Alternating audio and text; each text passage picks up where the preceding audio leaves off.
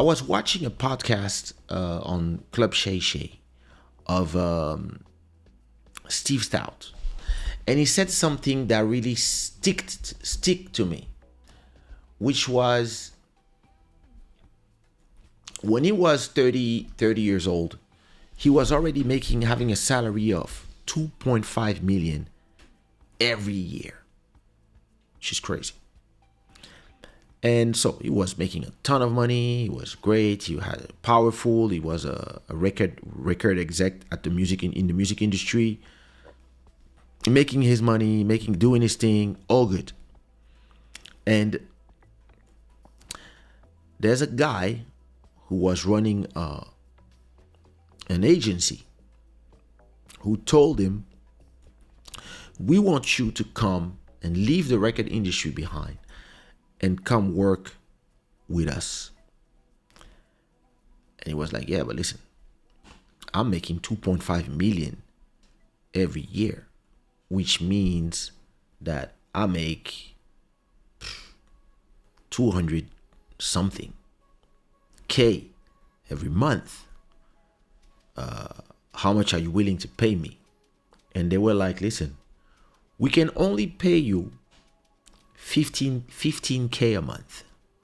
So you'll get around 14K a month. You'll get around 150K per year."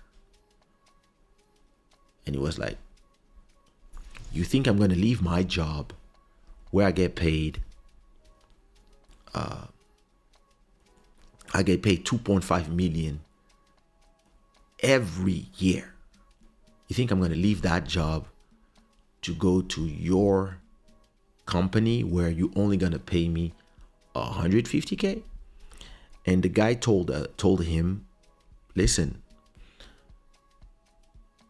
part of our deal, if you accept to work with us, because we're just starting at this price, we'll give you 25% ownership of the company. So you get 150K a year. Of course, it's less than what you're making. It's 10 times, 15 times less than what you are making right now. But you become an owner of the company. You own 25% of the company." And you know what? He decided to bet on himself. And he said to himself, "Listen, I've been in this record company. I'm making 2.5 million a year. Maybe I've been there for 4 years. Let's say you already made 10 million. You bought some house. You live great. Let's say, all right. Let's say in the last 4 years, you already made 10 million in 4 years, right? You decide to accept to make way less money and only make 150K a year, but have equity. 25% of the company now belongs to him. So he's a partner. He's a co-owner of the company instead of just being a worker. Even if he's a worker that gets paid 2 millions, he doesn't own part of Universal or Def Jam or wherever he was working. So decides to bet on himself, and exactly 1 year or 2 years after only making 150 every year, so let's say after 2 years he made 300K, which is great. And after 2 years, they sell the company. They decide, they get an offer, and some big shot buys the company for 250 millions. Yes, 250 million. So if the company gets sold 250 million, let's divide it by 100. That's 2.5 million. So 2.5 million. So if you own 25%, you will make 2.5 million 25 times. So you make 62 million. And that's what he made at 30 something, 31 or 32. He made $62 million just because he took a bet on himself. When everybody was telling him, and even in like, you're not gonna leave a job that pays you 2.5 million to go work at a company. And even if they tell you, hey, listen, you own 25% of the company now, and we're gonna pay you 150. This is crazy. Don't do this. Blah blah blah. Listen.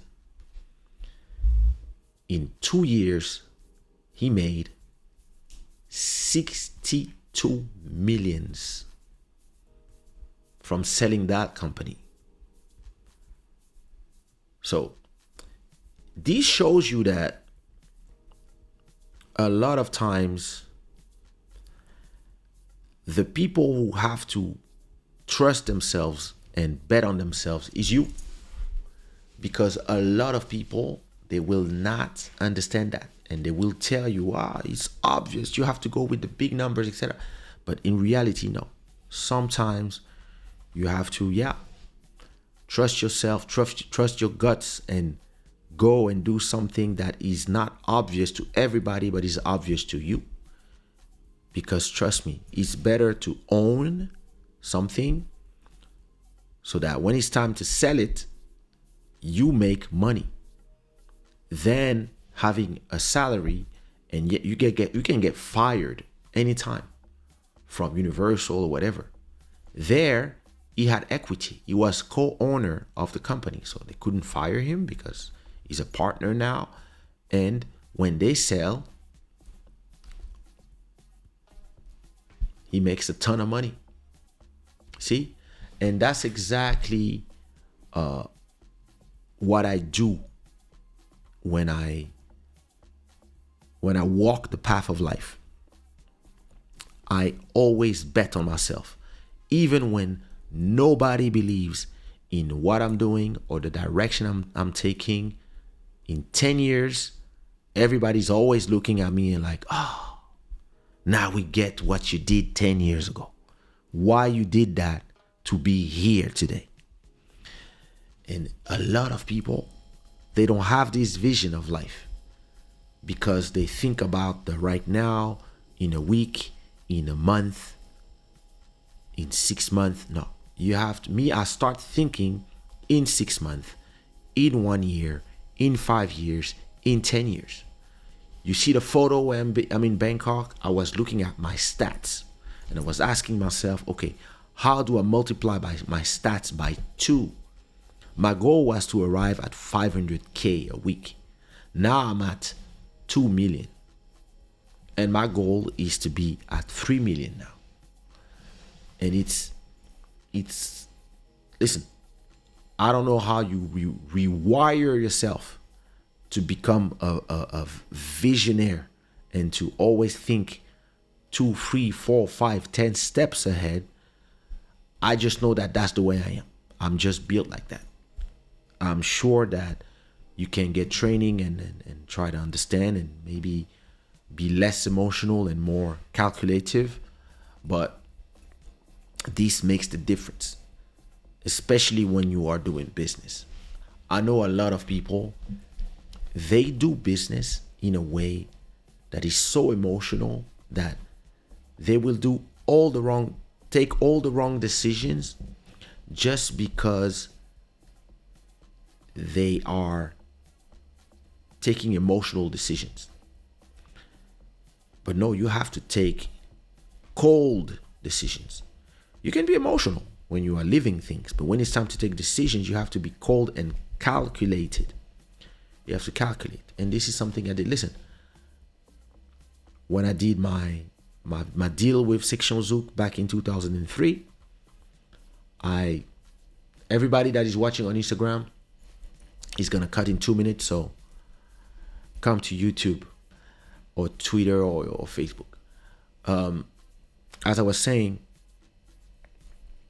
when I did my deal with Section Zouk as a co-production deal, I accepted a lot of things that I didn't really agree with, But something I told him was, first of all, I want full exploitation of the masters online, and the masters are mine. And back then, nobody cared about online. So when I say I make 100% of the money from online, I was making 100% from zero, from 10, from maybe 100 every month. When we were selling like worth of 50,000 euros of CDs every week. So when I said I want online, he said, yeah, I don't care. All right, cool, sign here. And today, 100% of the money is made online. So I make 100% of the money. This is what makes the difference between vision and just being a spectator.